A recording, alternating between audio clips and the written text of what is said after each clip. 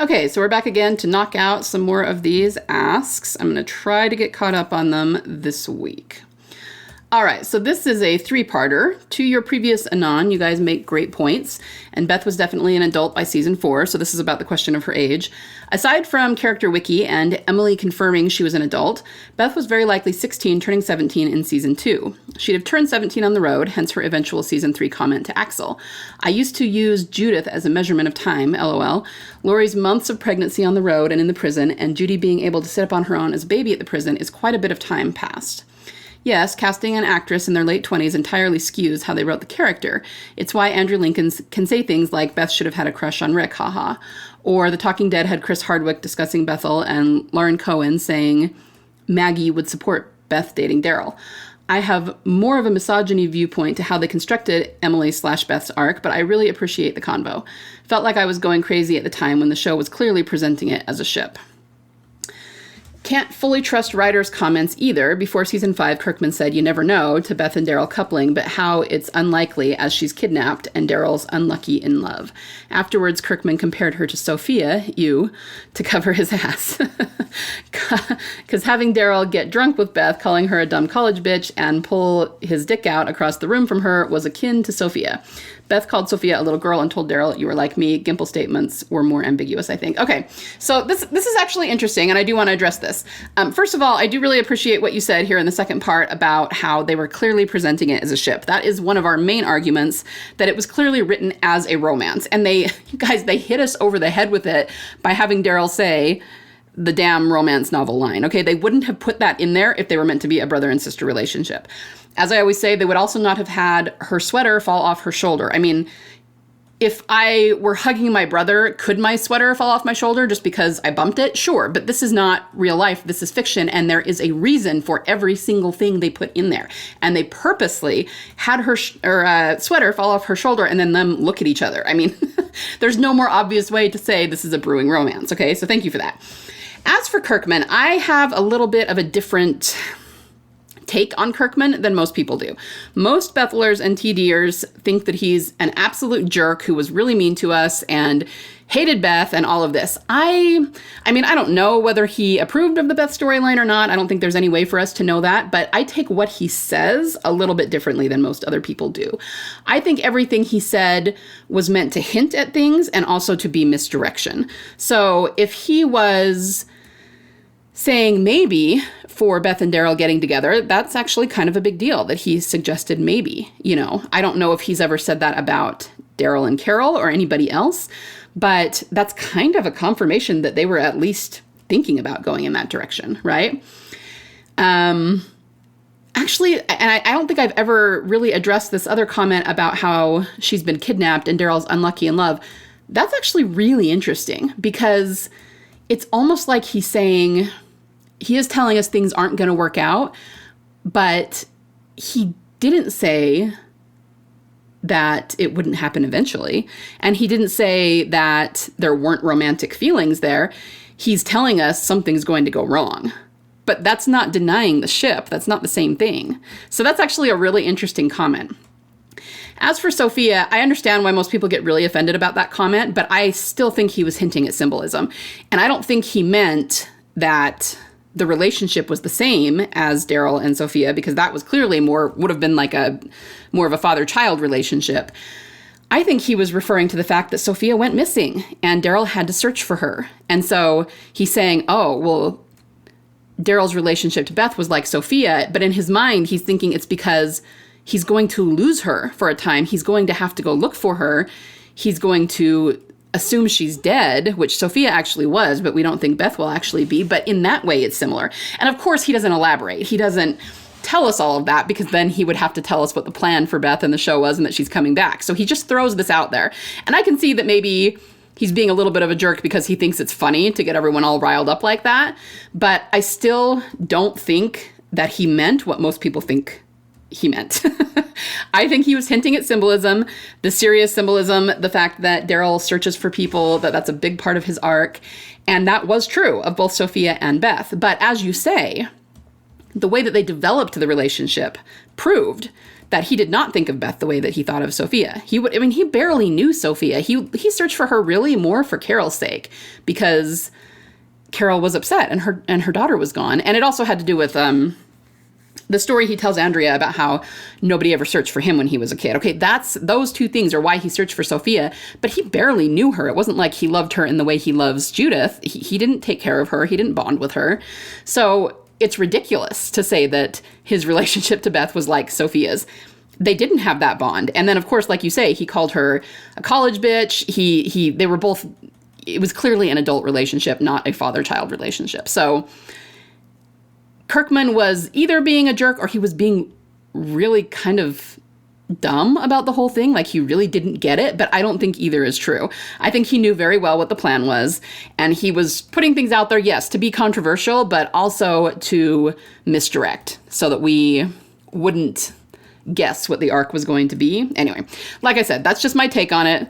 I know that's different for most people because most people hate Kirkman in our ship, but I get it. I understand why. That's just what I believe about what he said. Okay, so thank you for the long ask. I do appreciate your thoughts. Okay. Next one. If I was Beth after having the gunshot head wound post-coda, having to learn that my family had left me behind to wake up, surrounded by hundreds of walkers after everything I'd done for the group, first one to step up and care for Judith, bring hope to everyone, tried to keep things calm, think of Glenn and Merle's smackdown, comforted Maggie after being harassed by the governor, put Carl in his place of how not to speak to his mother, but still reach out to him after her passing, sang a song or two to keep everyone calm and happy, gave Daryl a pretty good reason to believe in people. I would have been heartbroken, confused, angry, and devastated. I had just seen some of them come to my rescue, as well as Carol's, but then I got carried away and made a mistake. But I would never have ever thought my family, blood or not, would ever leave me behind, surrounded by hundreds of walkers. I would demand answers, justice, and maybe revenge. Well, this really is an interesting question. We do not know what she will think or know or remember when she wakes up. There's always been a question of, will she have memory loss? And we don't know. I can definitely see that all of this could be true, especially right when she wakes up, because it would be devastating for sure. But Beth is also not really the revenge sort, not really. So I think over time she would become kind of accepting of it. I've said this before, but I think, assuming that she does have her memory, and it could be that she starts out with a lost memory and then slowly gains it back. I don't know. I don't know that I believe when we come upon her that she'll still have memory loss. I mean, we've definitely considered that before. But assuming she has her memory, I don't think she would ever stop searching for them either if she believes they're still alive. So I halfway wonder if she'll end up at Terminus, and because of the things she finds there, like Daryl's poncho and the riot gear and things like that, that she'll actually think that maybe they died there. And so that would create a whole new wave of devastation if that's really what she thinks. But we don't know. I mean, they could go in a million different directions. It could be something that we've predicted. It could be completely different than anything we've ever thought of. So, I mean, I agree what you're saying here would be true of just about anyone. And I think there's going to be a lot of emotion there, but we just don't know because we don't know exactly how it's going to play out, where or when she's going to wake up, what memory she'll have. It's impossible to say. But yeah, I mean, I appreciate your thoughts, and it'll be really interesting to see how it all plays out. The fact that there's another time skip in Daryl's show is crazy. I guess that makes Beth very close to her early 30s, mid or most likely late 20s. Now all the haters can shut the F up, mind their business, and let people ship whoever they want to ship peacefully. It's never a hard thing to do at all.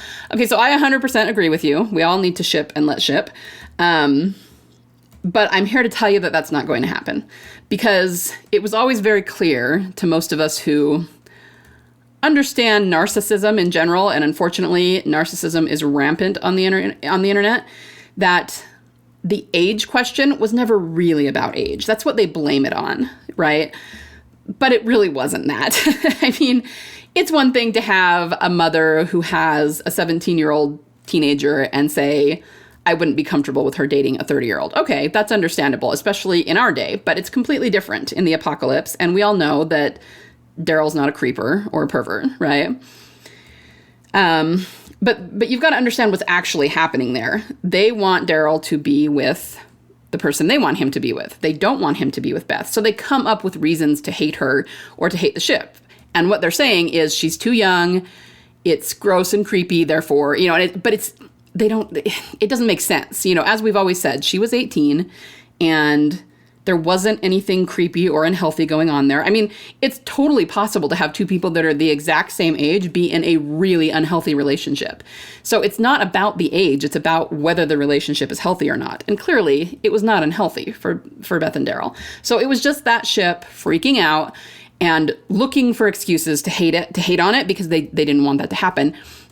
And I do want to point out, too, that the passion with which they hated on it just proves that they too understood that this was heading toward romance. If it were just a little thing and they truly didn't feel like it was going to happen and they truly weren't threatened by it, they would have been like, nah, whatever, it'll be over in an episode or two. Okay, the fact that they hated so hard on it that they were literally calling Daryl a pedophile, which is ridiculous and extremely offensive. I mean, it just shows that they knew very well that this was being written as a romance and they were deeply, deeply threatened by it, okay? So all I'm saying is that when she shows up again, we're going to see that again. And yes, we will be able to say, okay, she's like 27 now. You got no leg to stand on there. But it's not going to matter. They're still going to find other reasons to hate on it because, like I said, they use the age problem as an excuse, but that is not the real reason that they hate on the ship. So I completely agree with what you said. Your logic is 100% on point. But unfortunately for haters on the internet, it's not going to make much difference because internet trolls, they are just not logical. It's just not the way that they are. Okay. Hey, not sure if you saw the new Fear trailer that came out like 2 days ago, but Troy is back. I recall you talking about his possible return, foreshadowing Beth since his death fake out was similar. Would love to hear your thoughts. Also, sorry if you did talk about it. I checked but couldn't find anything. I haven't talked about this in great detail. I think I reported when the pictures came out and everything. But yeah, I still do 100% believe that he is kind of a foreshadow of Beth.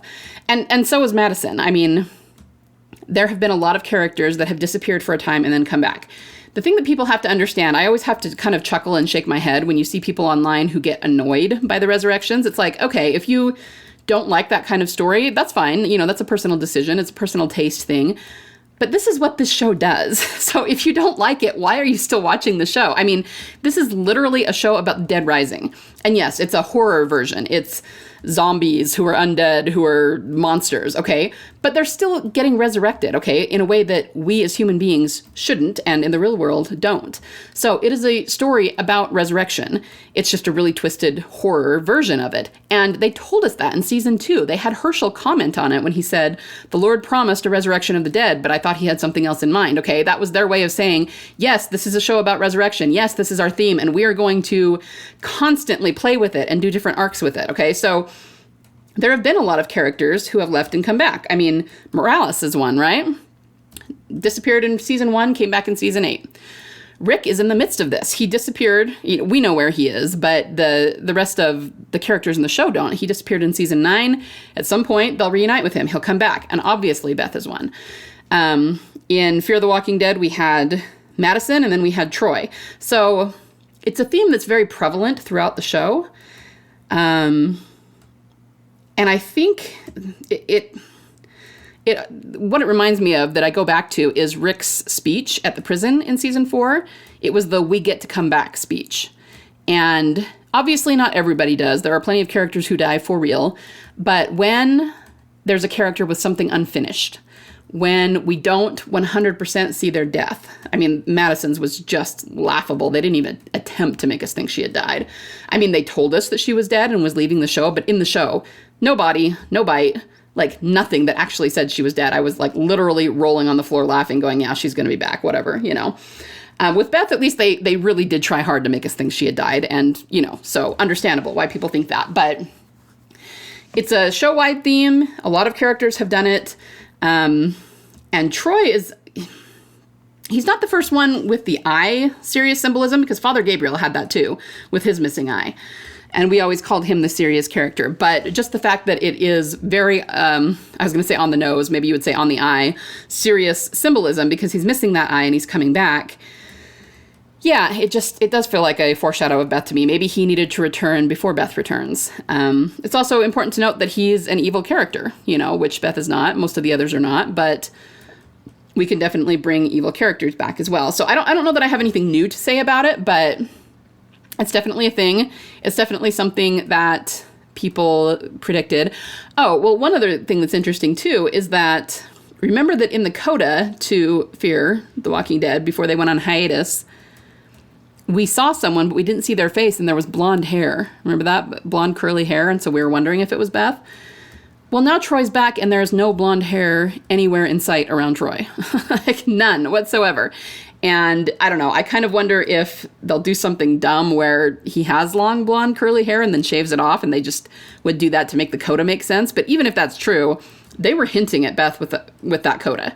Even if it doesn't turn out to actually be her, there's no reason to show us curly blonde hair and not show the face unless it's somebody that the audience would recognize or really freak out over. So whether it ends up being her for sure in the show, they were hinting at it for sure. And, you know, maybe that's a foreshadow that she'll come back in the back half of Fear. It very well could be. I mean, I think somebody asked me this last week. We keep saying she'll come back in Daryl Dixon, and I think she will reunite with Daryl there. But it could be that right after season 1, we get into the back half of Fear and she first shows up there or something. I don't know. We'll just have to wait and see. But it's definitely an interesting discussion. So hope that helps. Sorry, I don't really have a whole lot more than that right now. I think, yeah, we've been going for about 15 minutes, so I'm going to cut it off there for today. Thank you so much for your questions, and I will be back to answer more tomorrow. Bye.